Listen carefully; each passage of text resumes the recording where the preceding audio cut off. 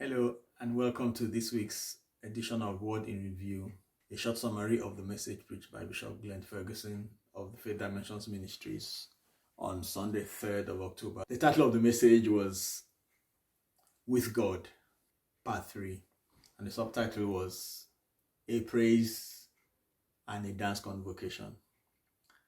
The message was taken from Job chapter 38, verses 2 to 7.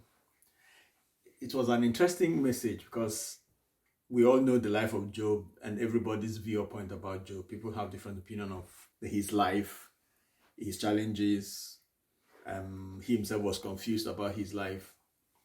That message touched me at many levels because, like Bishop mentioned, it's very difficult to dance or praise or celebrate when things are bad, when things are difficult. Many of us are familiar with celebrating God when everything is rosy. We have our job, we have pass our exams, we have that beautiful car we've always wanted, we get a house.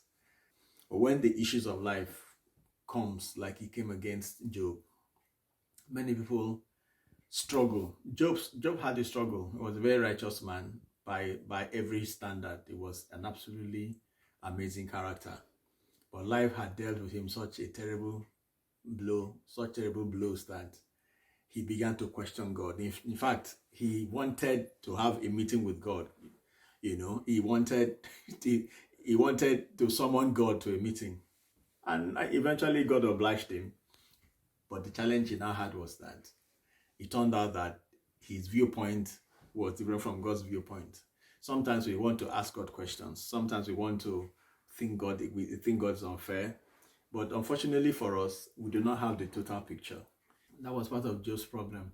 I think what Job needed to do and what we need to do is to completely surrender to God until we have the capacity to dance in the rain, until we have the capacity to sing when singing is the last thing we want to do, until we have the ability to rejoice and praise and shout his name even when we don't really want to do it because circumstances are so much against us. That is my takeaway from the message. Praise is like a fuel. Bishop said, praise is like a fuel, and it's the way that it empowers people to be consistent. Is amazing. Once we lose our praise, we make it difficult to even have fellowship and interactions with God. Praise is something that is in your mouth. It's within your scope and your capacity to do. And I want to encourage everyone to do that. May God bless you.